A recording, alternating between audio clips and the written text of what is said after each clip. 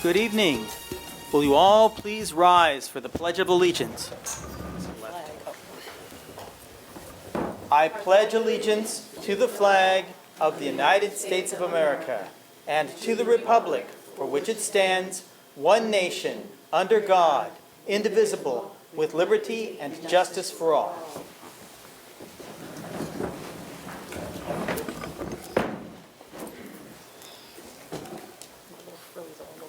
I'm sorry.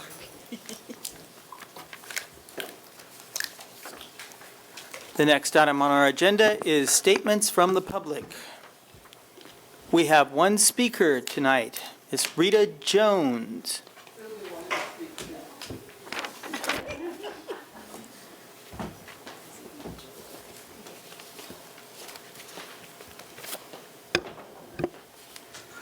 Good evening. Good evening. I just wanted to come and thank Miss Simone for the years I've known her. We have the after-school mentoring program, as most of you know, here at Lee F. Jackson for many years. She has been very supportive of the program, and even though I call her Simone instead of Patricia, and it's a running joke because I'm running around and I'm saying, "Hi, Simone," and someone said to me, "Simone?" I said, "Yeah, I call her," and she doesn't bat an eye. She just says, okay. But we've been here through Mr. Westerman, Nettie Webb, wherever you are. Thank you for your support also. And then I have one other thing. At the last board meeting, I mentioned that I think the PTA Council was responsible for the donation to the Woodlands High School Scholarship Fund, even though it's a minor thing, but I like to give the right credit.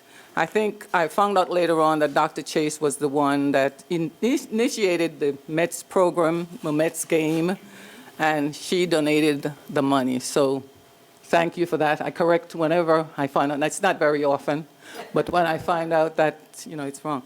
But anyway, Ms. Simone from the mentors, we want to thank you so much. And I had to come back because I want to thank you for keeping the memory of Nettie Jackson and Lee Jackson alive. I speak to Luke all the time, and I know he's interested in the school, but he lives in California. But Nettie was such a supporter of this school, and I must tell you that Lena carries on the tradition in the office, because before I even knew Nettie as a friend, my children came through here, and I kept them very busy. And so when I'd be running to pick up one of my sons, I'd call and say to Nettie, "Would you hold on to my daughter until I can come there?" And she would say, "Sure." And she didn't really know me. And so I want to tell you the same thing I see when I come here to mentor. I see Lena always saying yes to parents. I know it's not in her job. She does it. And I think that's why Lee F. Jackson is such a nurturing place. And I do hope that the administration continues, or it does, indeed give all of the schools the financial need that they need, but especially here, because everyone cannot enter the nursery school, but sometimes this is the first school they come to and get the impression of Greenburgh. But you do need money to carry on the traditions. And I haven't spoken to Ms. Simone, so this is coming from me. I would like to know that they're getting what they need and money is allocated for them to do the things they need to have good public relations. So thank you, and each of you have a good Thanksgiving. Thank you.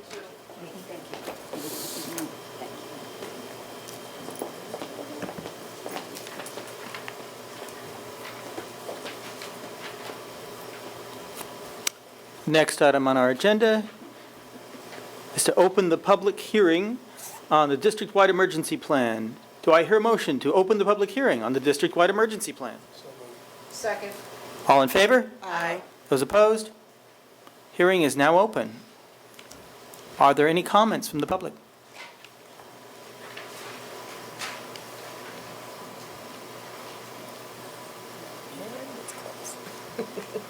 Going once? David, where's that? It's on the agenda? Yes. Okay, It's item C1.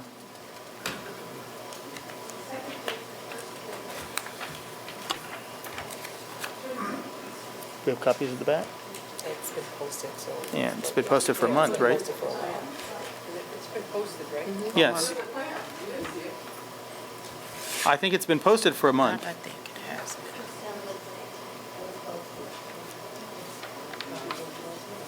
Copies were at the last meeting. We put copies on the table at the last meeting for anyone who didn't have it available at that point. Ivy, do we still have any copies? I did not have any extra copies. Okay, so they all got taken.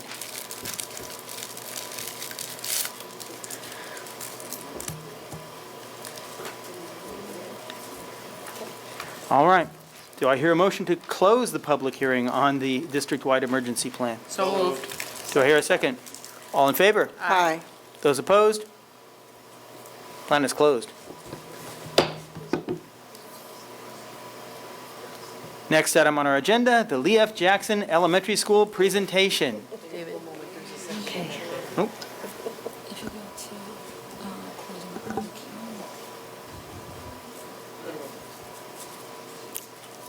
To adopt it. I stand corrected.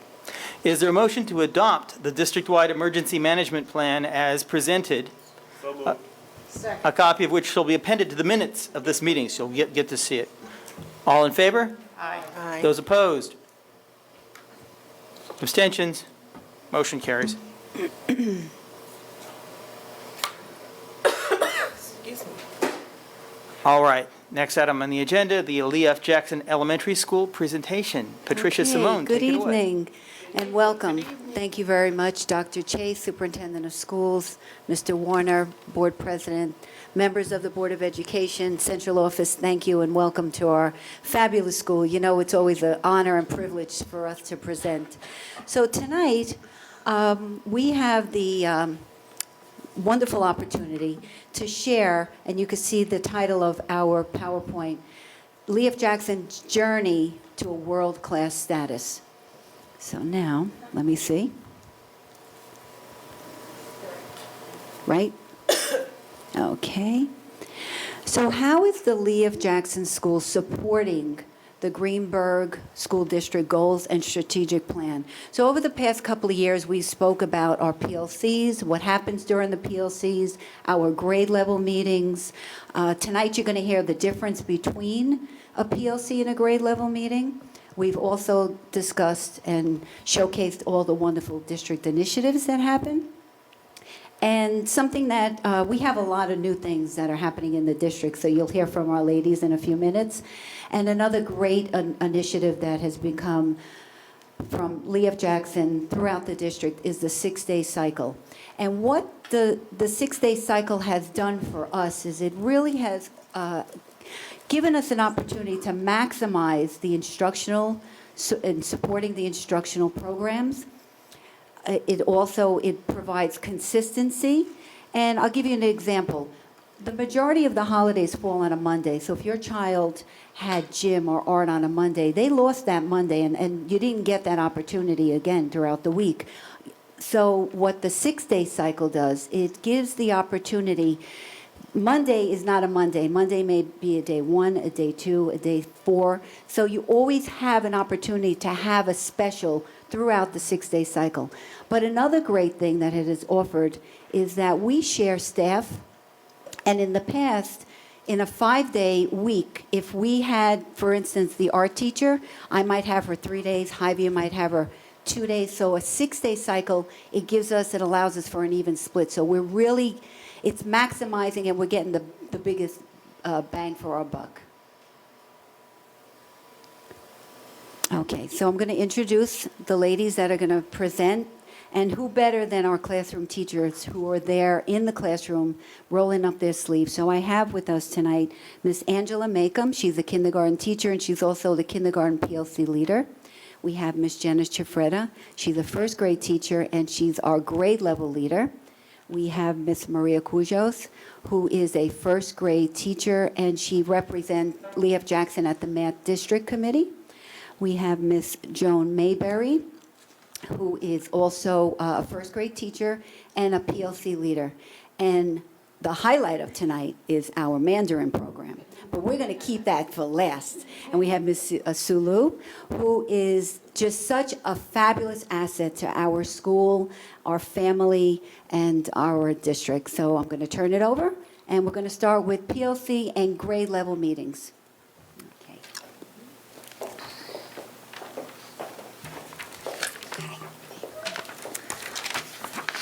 The heart of our instruction here at Lee F. Jackson begins at our PLC and our grade level meetings. Both are equally important in assuring the most effective school community for our students and our teachers. At our PLC meetings, we use these 4 guiding questions to create our agenda and to guide our discussions. Our work during these meetings is focused on analyzing data to drive our instruction. The focus at grade level meetings is generally to organize events and school activities and provide an opportunity for the various district committees, the leaders, to share information from their meetings. So what you would see at both a PLC and a grade level meeting would be vertical and horizontal meeting. So PLC and grade level leaders have opportunities to meet with one another within their grade level and across the grades. This ensures that we're all on the same page and allows us to do what we know is best for our students. During both PLC and grade level meetings, you would also see curriculum mapping being done. We're updating and revising our curriculum maps. These are live documents that we're frequently updating and adding to. We're using Google Drive and Rubicon Atlas to make this a collaborative process across the teams and grade levels. And so next we're going to talk a little bit about balanced literacy. So balanced literacy has been something that we have always used at Lee F. Jackson, but this year our curriculum mapping and the work that we've been doing has been focused on the Reader's Workshop. During Reader's Workshop, we are now explicitly teaching comprehension strategies and reading strategies. So during this Reader's Workshop time, we're using the I do, we do, you do gradual release model for our instruction. So what that might look like up there, we have a slide that a picture of an interactive read aloud. So during that, the teacher would be modeling the skill. We would practice it together as a class, and then during independent reading, the students would be applying it on their own in their independent reading books at their level.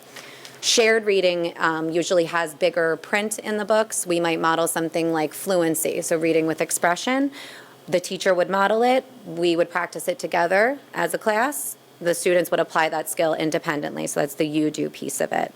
While the students are reading independently during our Reader's Workshop, the teacher is conferring with students, checking in on their progress, and guiding them in their next steps as a reader.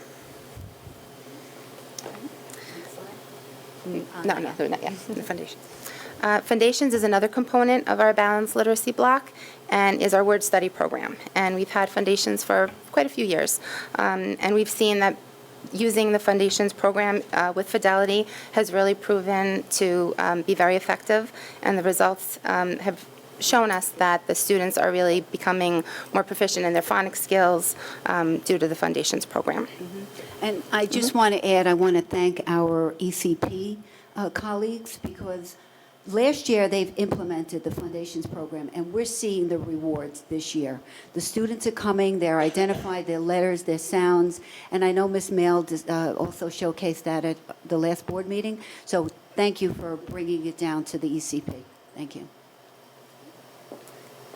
And the guided reading component of our balanced literacy is our final component, and it provides the opportunities for teachers to work with a small group of students who demonstrate similar reading behaviors and are reading at similar level text based on the Fountains and Pinnell benchmark assessment, which is also new to our school this year.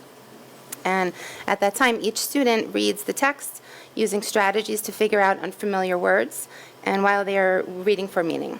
And the teacher prompts, encourages, and confirms students' attempts at problem solving. And after the text is read, they engage in meaningful conversations about the book. The goal for guided reading is for students to learn how to independently use the reading strategies successfully and to gain a deeper understanding of the text. Now you may be wondering, how is this all happening and what are the other children doing at this time while the teacher is working with small groups? So we use a daily 5, We use a daily 5 framework for structuring literacy time, so the students develop lifelong habits of reading, writing, and working independently. What happened? Yes, the mic. Okay. I don't know if Okay. It's a structure that allows for differentiation in the classroom and provides consistency and supports our efforts for UDL. And these are some of the components of the daily 5. So in the Daily Five, we have read to self, read to someone, I'm tall, listen to reading, word work, and work on writing. So each of these components are modeled and practiced at the beginning of the school year to build stamina and independence for the students. Each of these components also allows for choice within each of these activities. So for example, during word work, the students actually have a menu that they can choose different activities that they're going to practice our foundation words or the words that they're working on. The choice that's involved really increases the student engagement and makes the learning fun for them, and they really take on the independence piece of it.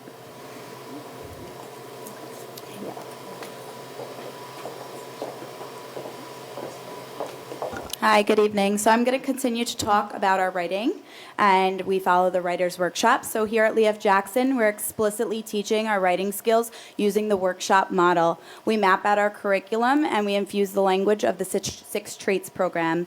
We also use the I do, we do, and you do gradual release. So that kind of looks like that in our 4 pictures up there, where the teacher is modeling. So that's the I do, and we're modeling using a mentor text, the explicit skills that we're teaching for that day. Then underneath is where they're doing the we do, where we're working together and they're helping us to continue that process. And then they go off and they work independently, and that's that I do. So they're really owning it and they're accountable for their learning. Then the students do it independently. Our students are exposed, and they also write different genres of writing. So they're working on narrative, opinion, informational, and even poetry. We look at the student work and our data with our PLC and our grade levels, and we use this data and our findings to drive our further instruction.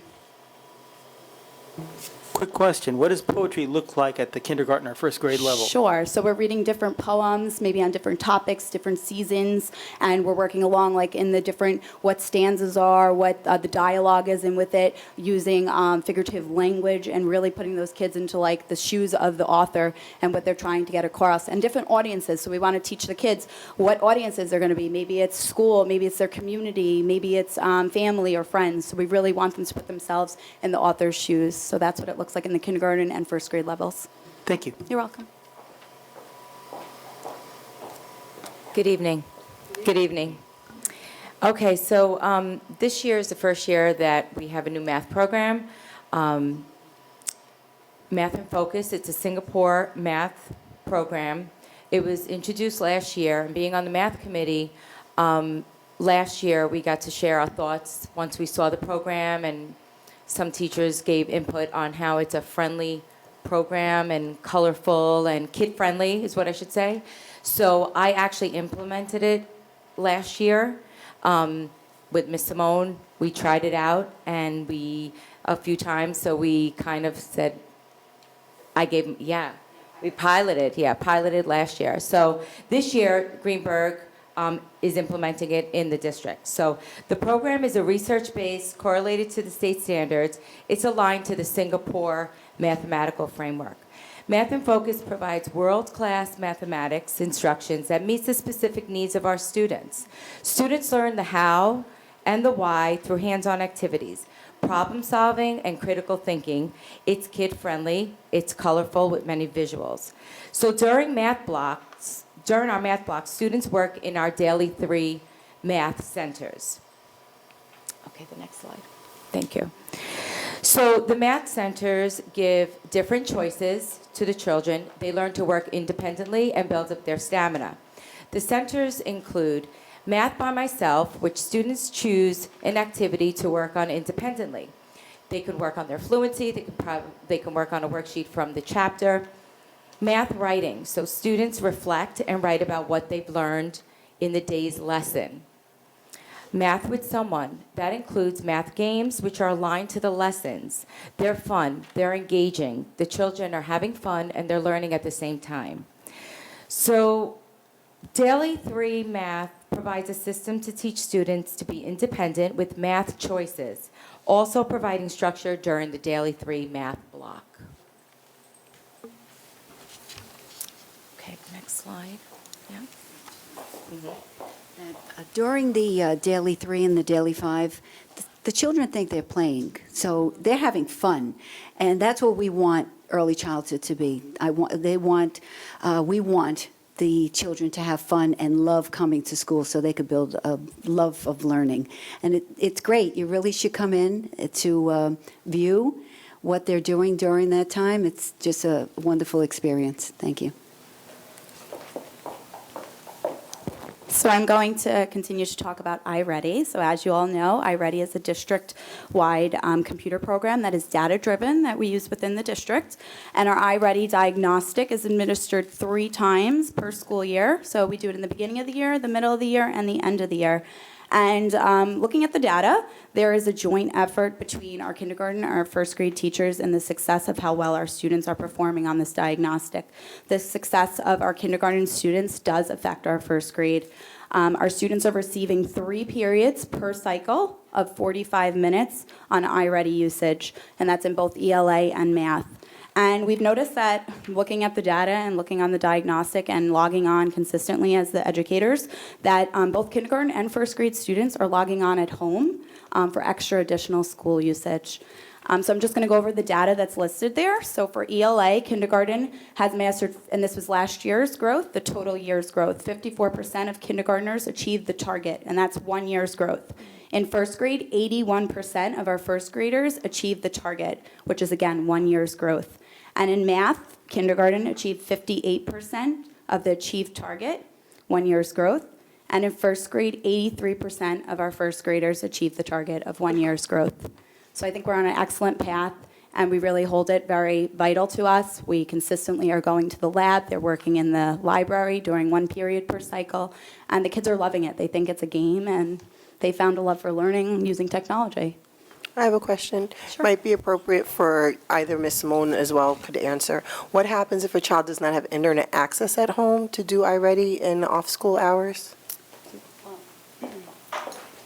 That's why we offer it 3 times in the 6-day cycle, because the research shows that throughout the week, 45 minutes of ELA and 45 minutes of math is what they recommend. So we're offering more than 45. So if they don't have the opportunity to log on at home, they're getting it in the day. But in addition to going to the lab, that is also a center that they have the opportunity to use in the classroom, because we do have the computers in the classroom. As well as the iPads. Yeah. They're compatible on the iPads. So I know for my classroom, we have the iPad cards. Each teacher takes iPads, and they're able to plug in their headphones and use it on the iPad as well. The iReady?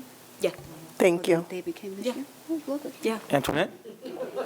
So we have like multiple ways, which is really great.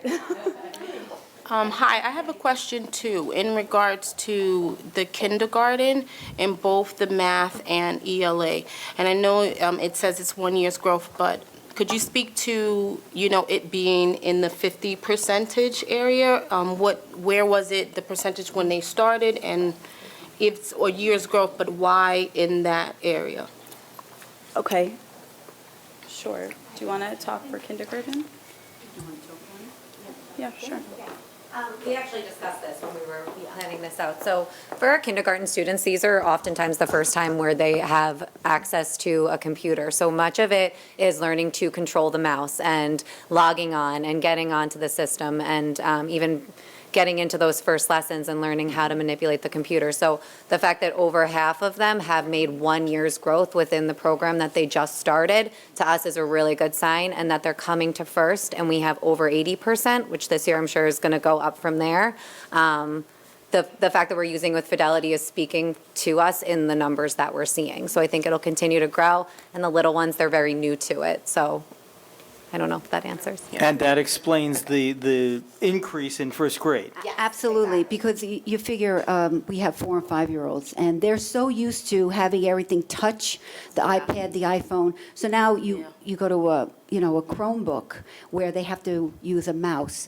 So we're teaching them the computer skills, and by the end of kindergarten, they have memorized their ID. They go into the computer, their password. So now, by the time they go into first grade, they've already mastered that, so now they could really get into the program.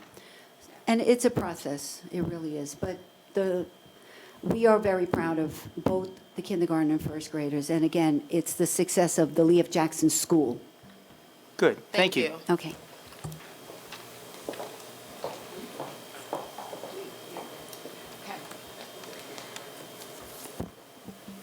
Kindergarten began the new Science 21 program last year. This is the first year that first grade will teach, or that we are teaching, the new Science 21 curriculum.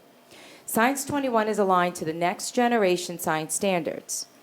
Units are designed using hands-on activities, student-driven investigators, which reflect the authentic nature of science. So instead of memorizing facts, students gain a concept of science and engineering as a way of thinking about the world.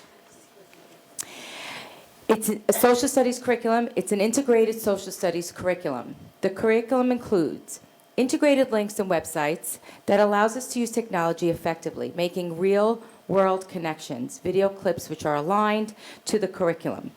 We are an IB school. IB is integrated into all content areas, especially in social studies and science. It is an inquiry-based, hands-on framework.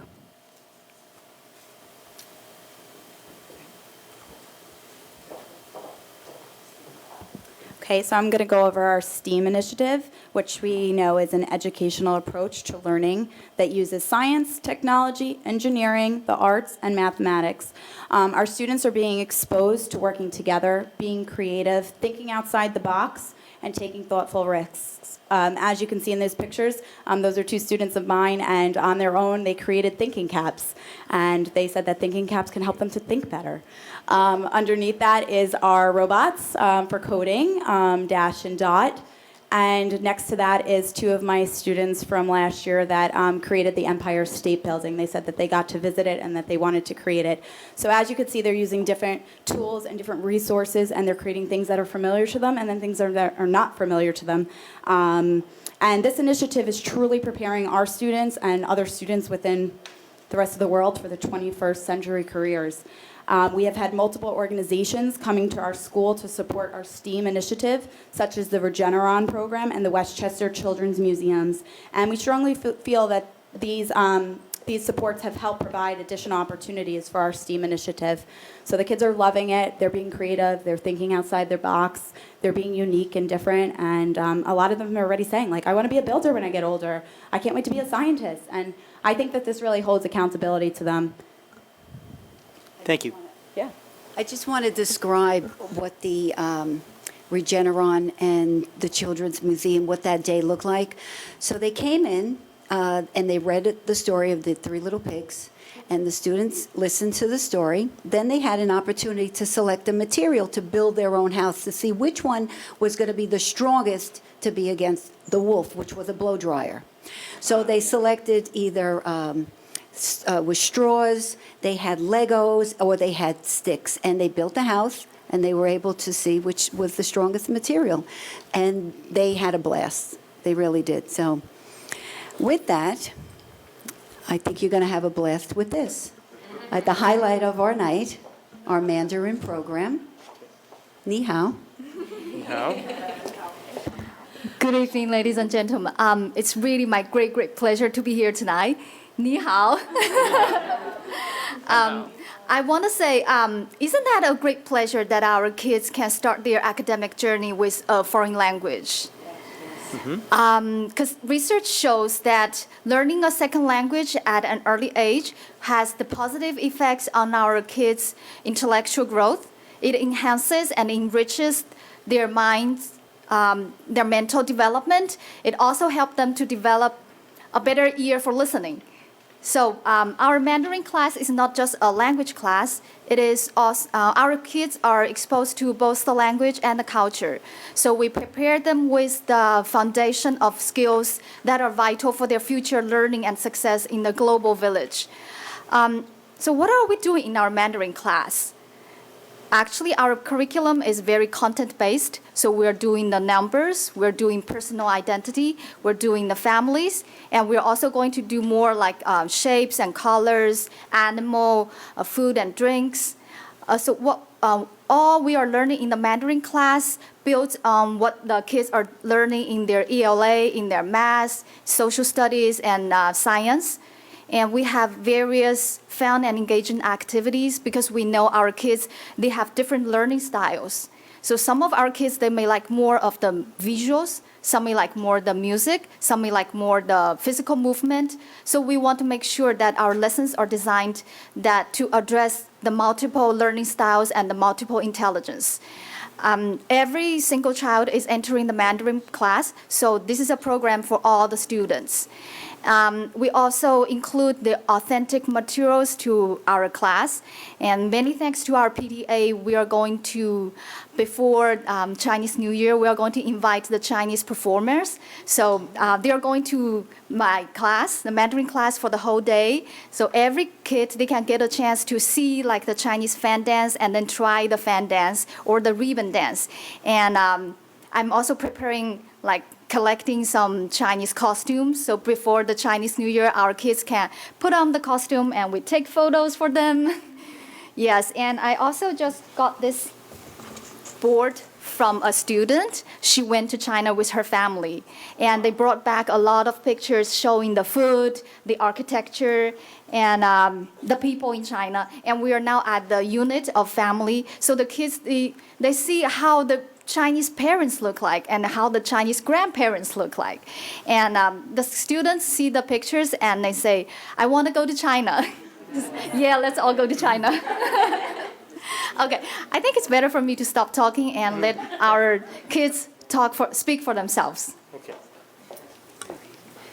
And I just wanted to add that Ms. Liu and the other special area teachers, they attend grade level meetings. So they hear and they're hands-on involved with the curriculum. So they design their program based on what the classrooms are doing. So they're all aligned.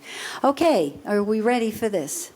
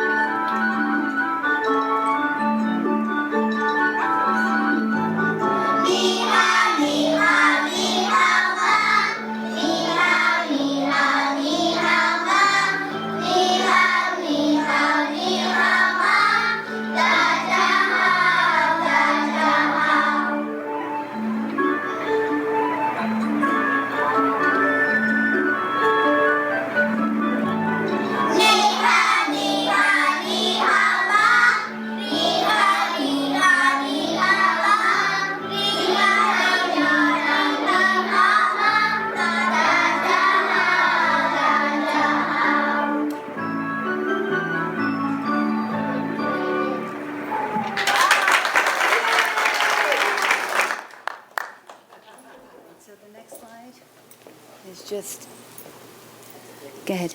That's a short video as well. So you'll see them in the classroom setting.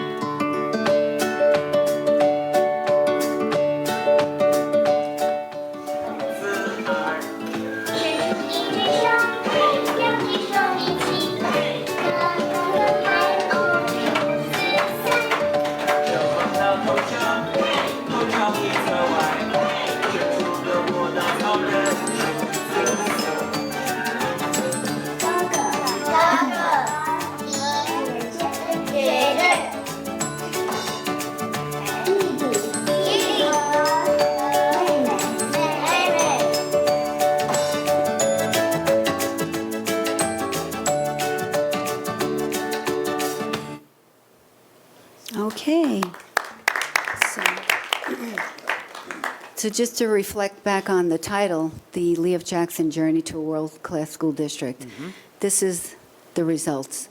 We are a world-class school district. And I think you wanted to ask a question, Mr. Warner? Sure. I noticed a little piece of the film there that said writing characters, and oh my God, we have like 26 letters or so, and, Yes. and maybe capitals if you count that. But there are a lot of Chinese characters. What are we doing in terms of that? Okay. Should I just stay here? Actually, this is a very No, go to the No, microphone. yeah, the come to the microphone, mic. because no one at home can hear it. Yeah. This is a very good question because at the beginning, everyone is doubting, everyone is questioning, can they do it? Especially the kindergartners.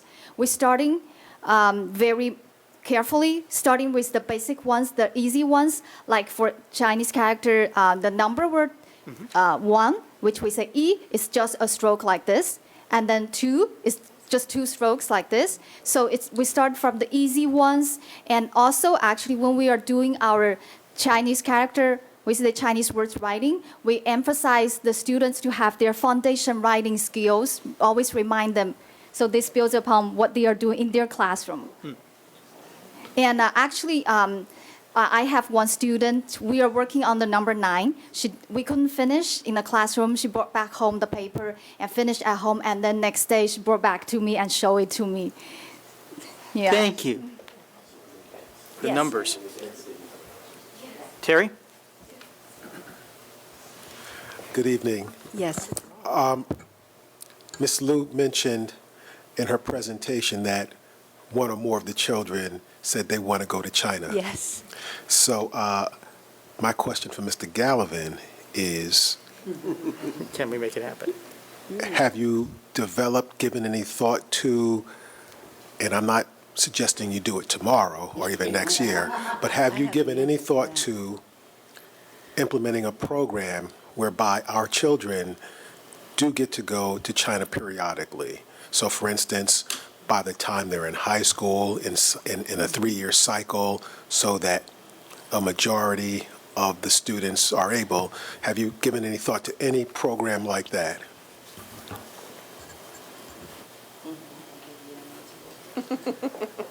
Good evening.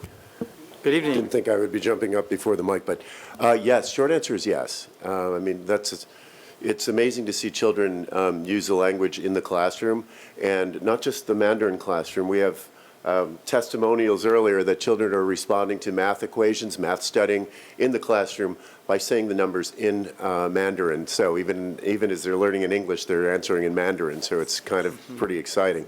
So yes, that would be on one of the things we'd like to do as a school. We'd also like to, as Ms. Liu mentioned, as we're leading up to that, we want to sort of test the waters and grow cultural understanding. So we hope to bring performances to the district, such as the one Ms. Liu alluded to.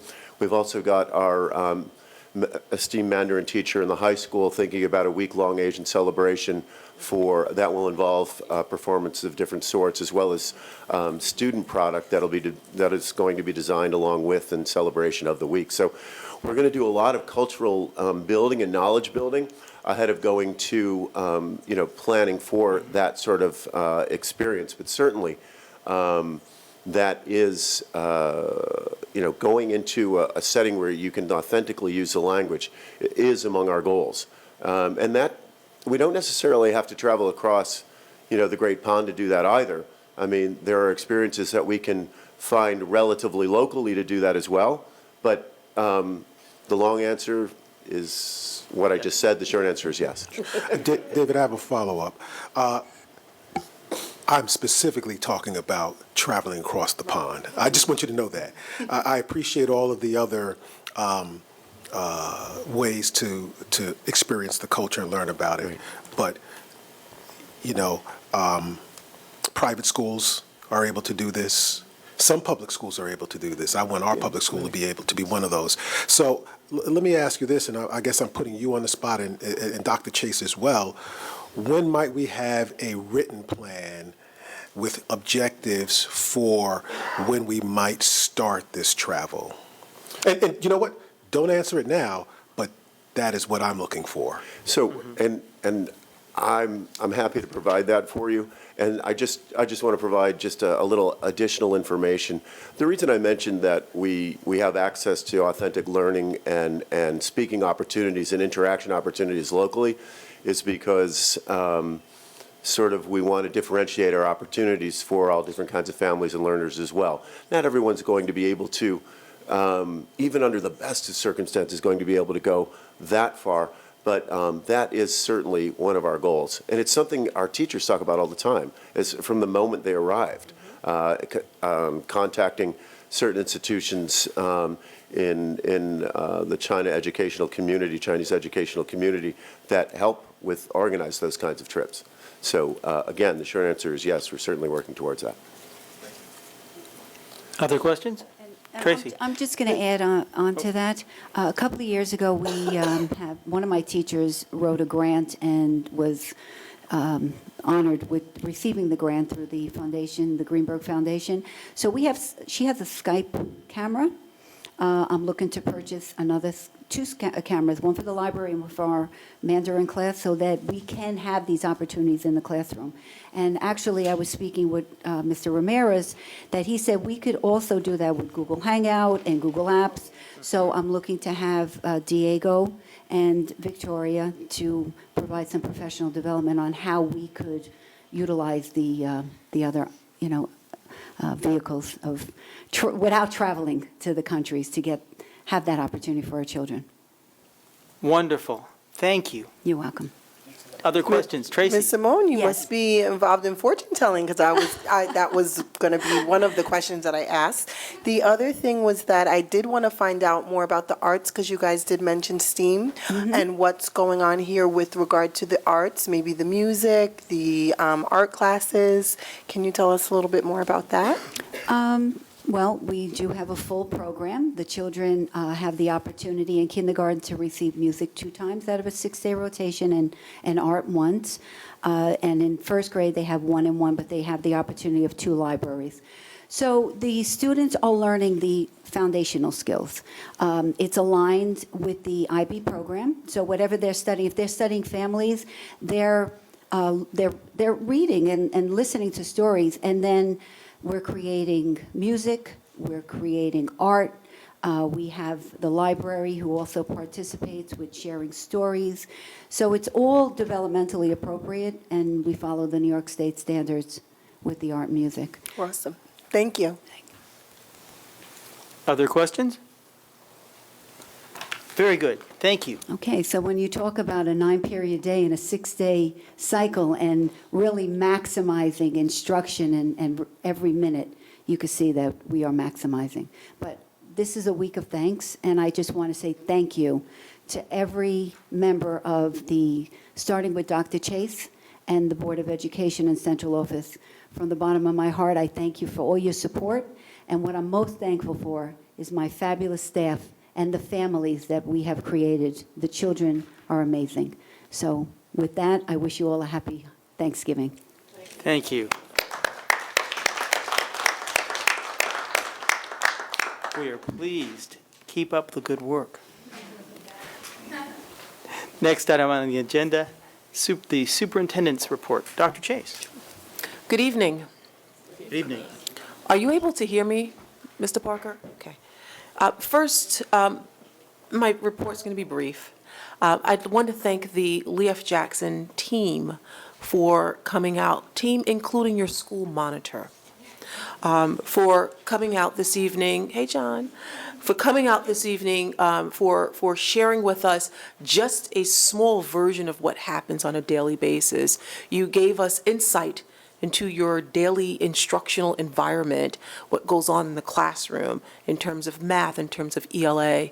I have to share with you that whenever I tweet, and I tweet often, I'm following most of you, all of you, I think, and you're following me too, I get the most responses from Lee F. Jackson when I post.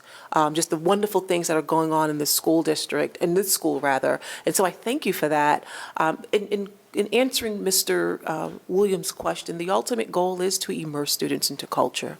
Thank you, Mr. Gallivan, for saying that and for sharing that with us. That is the ultimate goal, and we also offer Spanish as a language in our school district as well, and we're hoping to immerse students in the culture as well.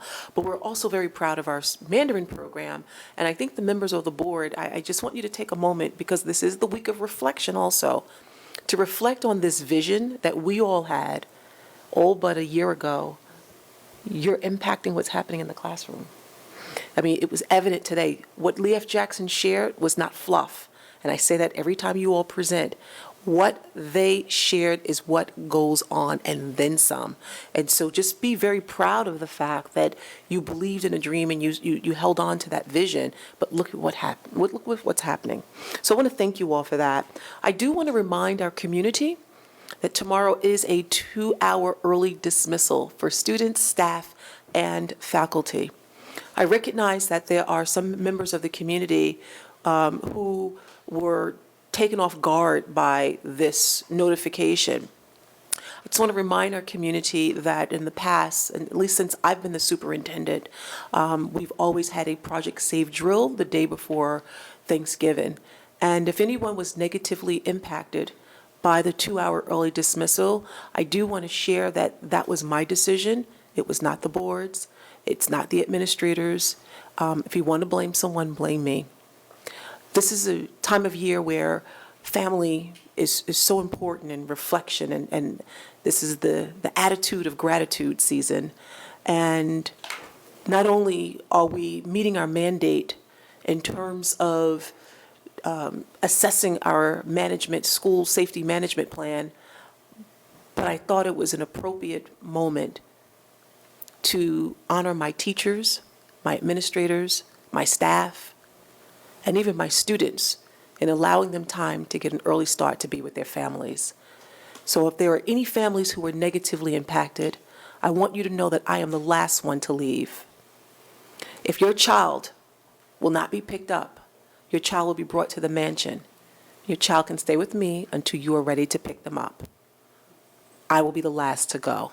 And I have a family too, but I recognize that there may be some people who were inconvenienced. And each year, the principals and I stay at the mansion with children, and we will continue to do that if you feel that you are inconvenienced. But I do ask, out of respect for my beautiful staff, my faculty, and my students, that my decision was an honorable decision, and I hope you will respect that.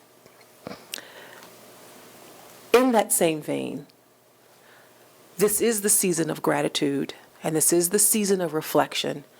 And this is the season of abundance. Many of us will have an abundance of food at our tables.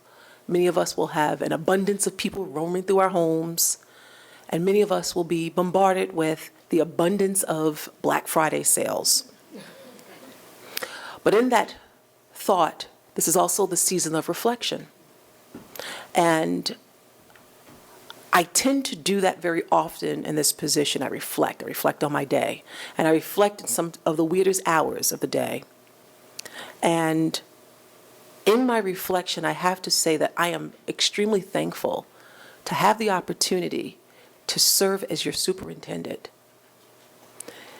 I'm thankful that I had a board that saw leadership qualities and appointed me in a position such as this. I'm thankful to have a staff that may not always understand my decisions, but they rock it out with me no matter what.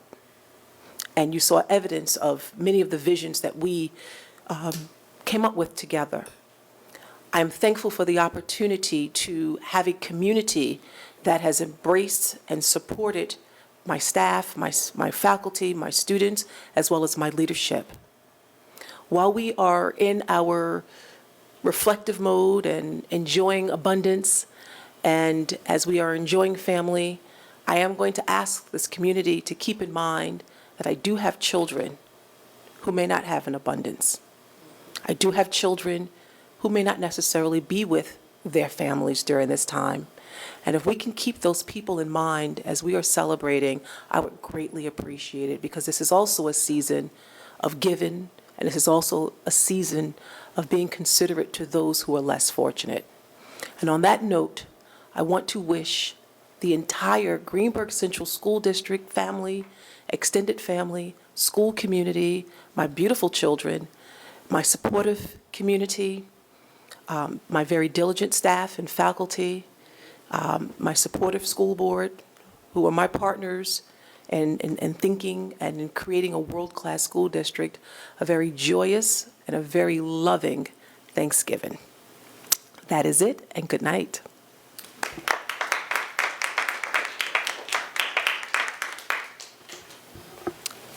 And I'd like to insert a little note here before we move on to the next item of business. Congratulations to the business office on the completion of the external audit with O'Connor Davies and on coming in under budget for the 2016-17 school year. Congratulations to Mary O'Neill on receiving tenure as Assistant Superintendent for Business. Since joining us in November 2014, Mary has gained a reputation as an able negotiator, has run the gauntlet of audits, helped pass school budgets and a facilities bond by wide margins, and generally improved the control structures that help keep the district fiscally sound. Thank you for your service. We hope you will continue with us for many years to come. And that brings me to the Assistant Superintendent for Business report.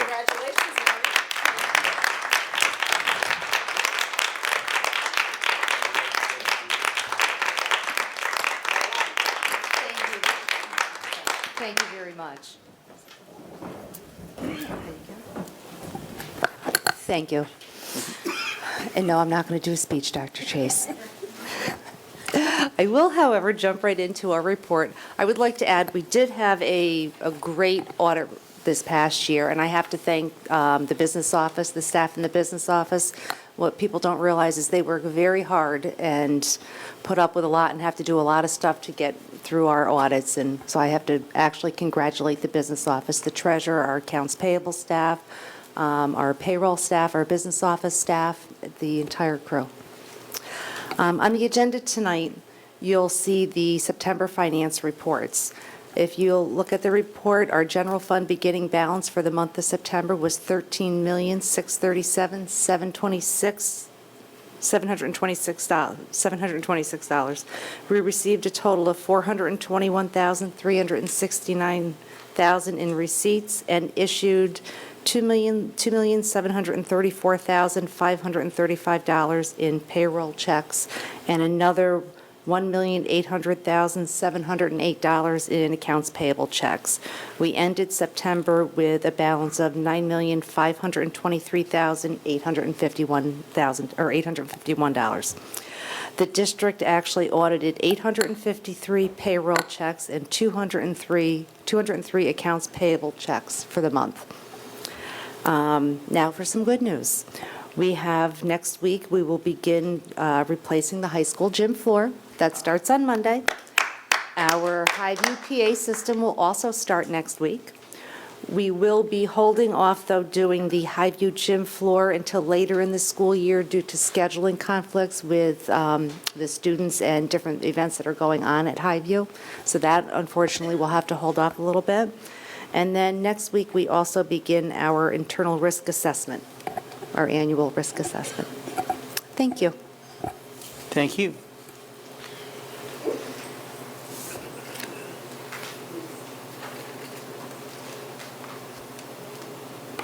That brings us to committee reports. Do we have any committee reports? Terry. Thank you, David.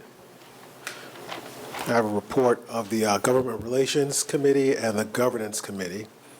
I'll start with the Government Relations. We held our meeting on Tuesday, November 14th. In attendance were myself, Claudia Glazer, Antoinette Darden-Cintron, and Dr. Chase. We discussed the liaisons with the civic associations, and at the work session, I will have the names of all the civic associations. Many of them are not operating right now, but the discussion at the meeting was that we should still reach out to people who were the past presidents because they tend to be involved, and we want to obviously establish a relationship with them at the least. Claudia Glazer brought up a mailing that she received from our Assemblyman Tom Abenanti. And I encourage everybody to check their mail, and hopefully you haven't thrown it out, because it did look like junk mail, but it wasn't. There's a questionnaire that Claudia is holding up. So two things that are important about that question, that piece, that mail piece. It is a questionnaire about school finance that Mr. Abenanti's inquiring about. So take a look at that, fill it out, return it. I'm saying that to both board members and to the public. And secondly, he is having a town meeting on December 5th at the Greenburgh Town Hall. Ms. Glazer will be in attendance. I will as well, and I believe Ms. Darren Cintron, is going to be there. We encourage every board member to show up to that meeting, and then subsequent to that, Claudia is going to invite Mr. Abenanti to come meet with us, as we discussed at the last time we spoke with you all, that we were going to implement or initiate meetings with our elected officials, all the way up to Senator Chuck Schumer and Kirsten Gillibrand. We may not be successful with those two, but at the least we should be able to get our assembly person and state senator. Last thing that we discussed was the Hartsdale Civic Association presentation that they made to us at the last meeting. They had talked about the plans, the tentative plans for the Four Corners area, the redevelopment, and they were looking for our support. Basically, what they're trying to do is get that area rezoned so that they could, so that it could begin the process of moving from an area that's zoned for commercial to one that is zoned mixed use, so that you could have both residential and mixed use, which is the kind of the way a lot of communities are moving for areas with those qualities. You know, a lot of traffic, sidewalks, and the like. And the committee recommended that we as a board support that. So we can discuss, we can do that at the new business part of the meeting. And that is the report of the Government Relations Committee. Now Could I ask you a question? Sure.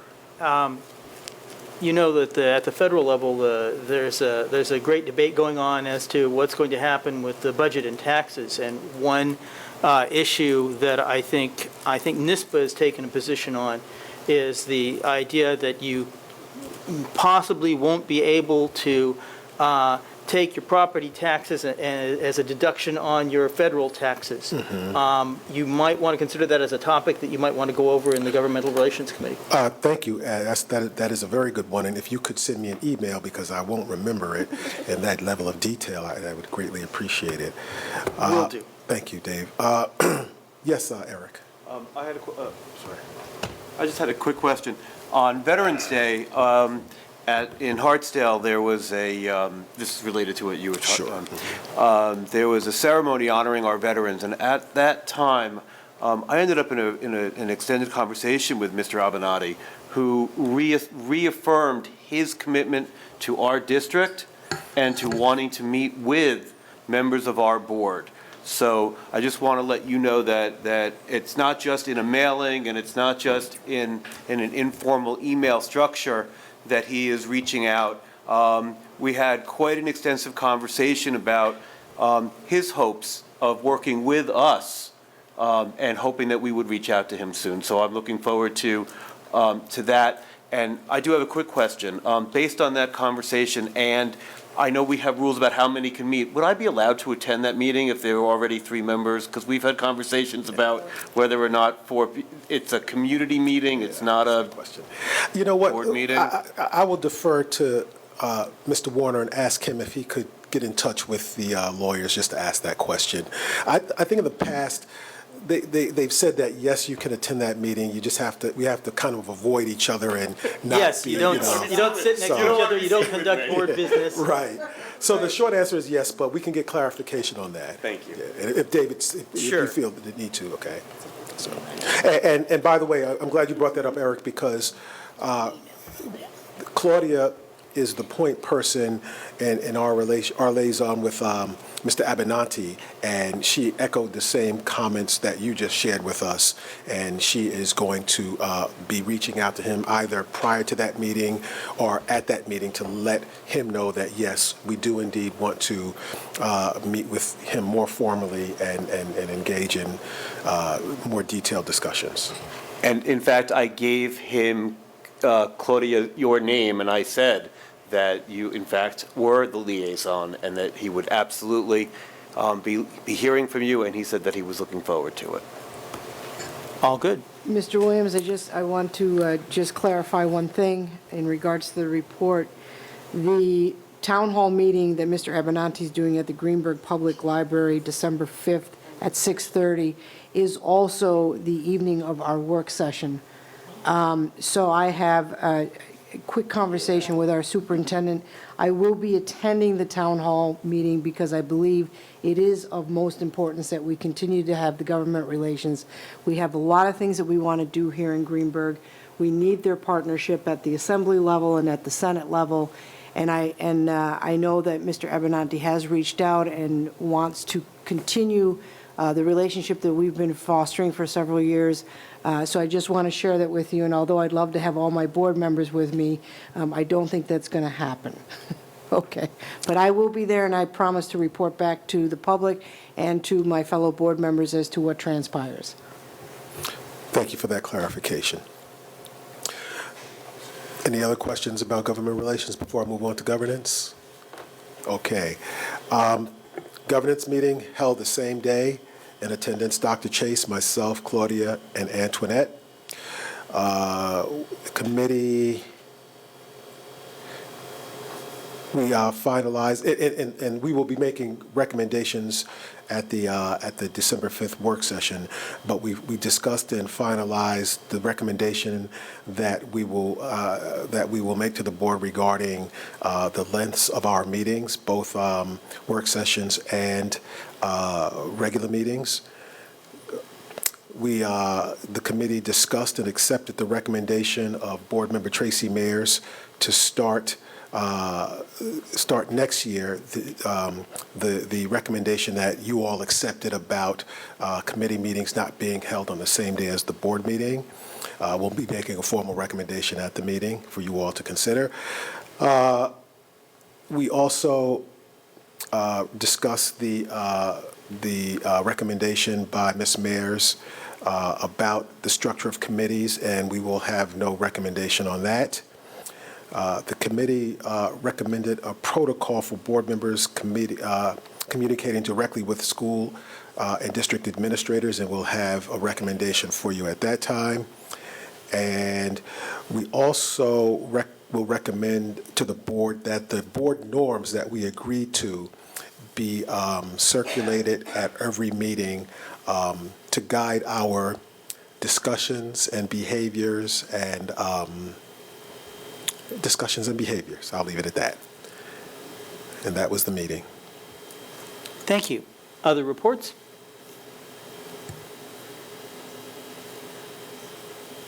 All right, I have a couple of items. One is on the PTA Council and the other is on the CEC, but it's not a full-fledged report.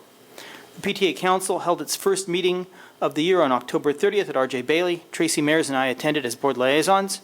Council officers, committee chairs, and unit representatives for all units reported to the council. Top issues included fundraising, planning, and a revised PTA Council budget are in progress. Creation of an online PTA Council webpage and/or social media page is also in progress. The council requests, and I think this dovetails into what Terry was just saying, a written communications protocol relative to the district to include printed, online, and phone-based methods of communication for events for individual schools and for district-wide events. Policy 3272 authorizes the superintendent and schools with superintendent approval to announce or authorize to be announced community activities of particular educational merit. And anything beyond that is probably not at the policy level and needs to be fleshed out. Another item, the WMS and WHS PTA units have merged into a single unit to follow the merger of the schools. The current president of the R.J. Bailey PTA unit is finding a replacement for herself, but will continue with the council as the special education chair. And finally, save the date, June 8th, for the PTA Council Evening of Elegance and Recognition. And a note on the Community Engagement Committee.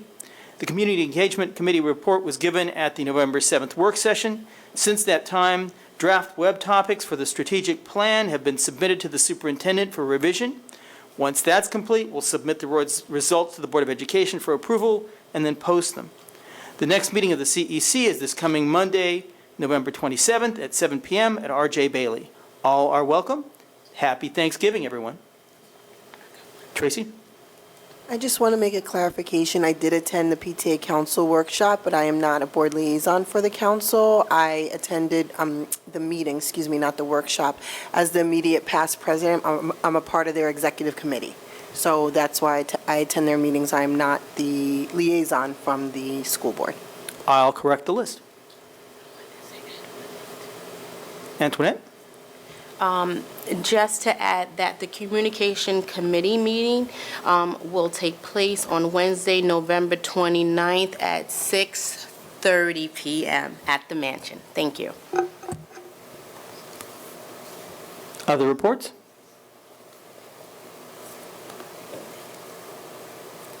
All right, moving on to approvals. Instructional personnel items. Do I hear a motion to approve the instructional personnel items presented to the board for approval this evening? So moved. Do I hear a second? Second. All those in favor? Aye. Those opposed? Abstentions? Motion carries. Non-instructional personnel items.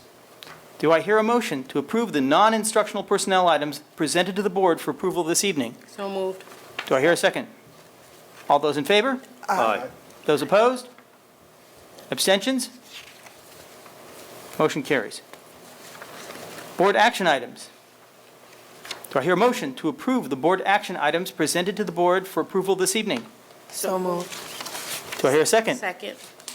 All those in favor? Aye. Those opposed? Abstentions? Motion carries. Finance items. Do I hear a motion to approve the finance items presented to the board for approval this evening? So moved. Do I hear a second? Second. All those in favor? Aye. Aye. Those opposed? Abstentions? Motion carries. Business items. Do I hear a motion to approve the business items presented to the board for approval this evening? So moved. Do I hear a second? Second. All those in favor? Aye. That was pathetic. Aye. All those in favor? Aye. Those opposed? Abstentions? Motion carries. Student services item. Do I hear a motion to approve the student services items presented to the board for approval this evening? So moved. Do I hear a second? Second. All those in favor? Aye. Those opposed? Abstentions? Motion carries.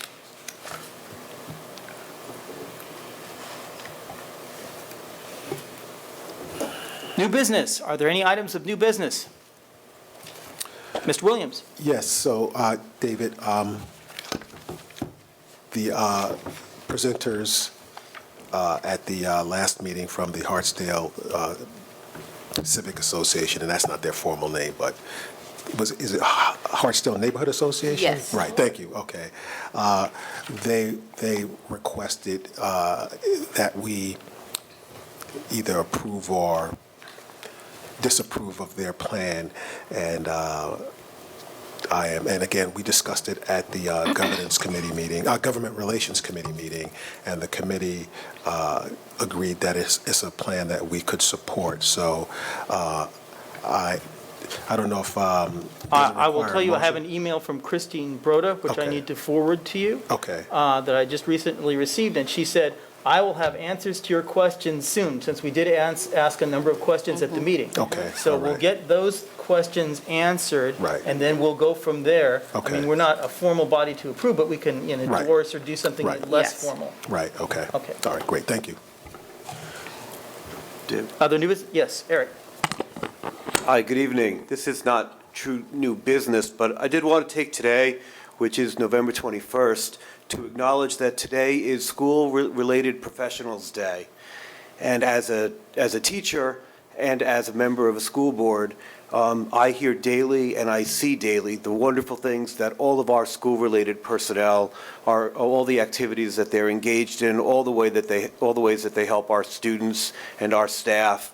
And I just wanted to kind of acknowledge them today, and because we don't really acknowledge them every day, we probably should in our daily efforts say thank you to all of them, and wishing them specifically a happy holiday season. Thank you. Other new business? I have one item, David. Go ahead.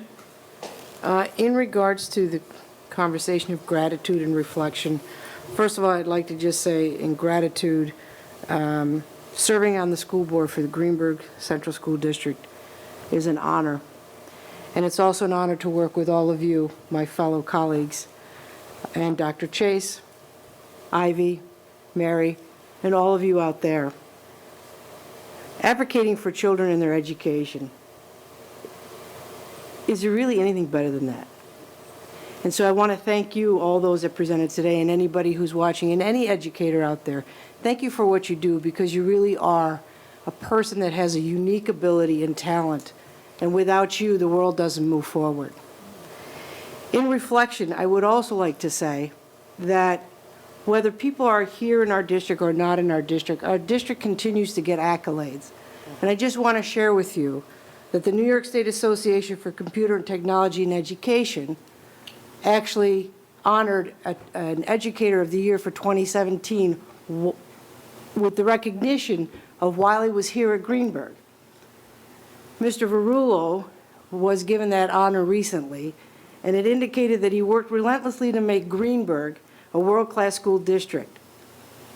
I want to acknowledge his award, and I also want to acknowledge the work that he did for Greenburgh, and that Greenburgh, even though he's no longer with us and we wish him the very best, that we continue to have accolades and we continue to send out and bring in extraordinary human beings. And I just, in the face of reflection, I felt that that was necessary to say. And I really just want to thank everyone for what you do. It's almost 10 o'clock, and this is one of the best conversations we can have, is what we're doing for our children. So thank you, and have a blessed Thanksgiving. Thank you. Any other new business? I want to say that I'm really happy to be working in this district. I find that the administration, the teachers, and the whole team is becoming more and more effective as we go along, and I'm really optimistic about the future, and I'm thankful for that. Do I hear a motion to adjourn? Second. All in favor? Aye. We are adjourned.